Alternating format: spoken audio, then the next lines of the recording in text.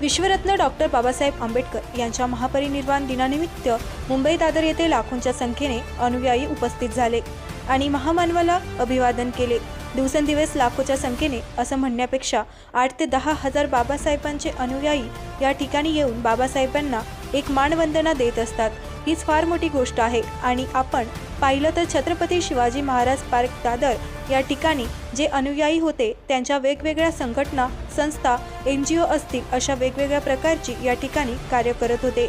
त्यामध्ये आवर्जून सांगावं लागेल भोजनदान असेल, पुस्तकांची स्टॉल असतील, त्याचबरोबर साफसफाई करण्यासाठी वेगवेगळ्या संस्था त्या ठिकाणी होत्या।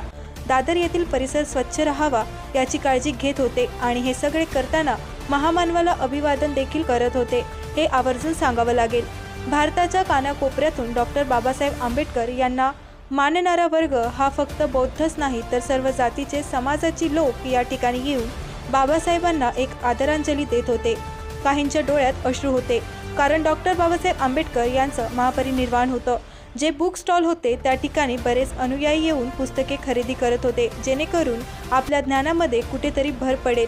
आपली मुले असतील या ठिकाणी कुठेतरी शिक्षण घेत आहेत, त्यांच्या ज्ञानामध्ये फरक पडेल, कारण महामानवाने संदेश दिलेला आहे की शिका, संघटित व्हा आणि संघर्ष करा। हे विचारधारा कुठेतरी रुजत आहेत आणि आपण पाहत आहोत की 2025 मध्ये किंवा 24 मध्ये जे आपल्याला बातम्या येतात की SC असतील, OBC असतील, यामधून येणारे मुलं जी आहेत ती युवा वर्ग आहेत, तो कुठेतरी IS होत आहे, IPS होत आहे। हीच खरी बाबासाहेबांना आदरांजली म्हणायला काहीच हरकत नाही।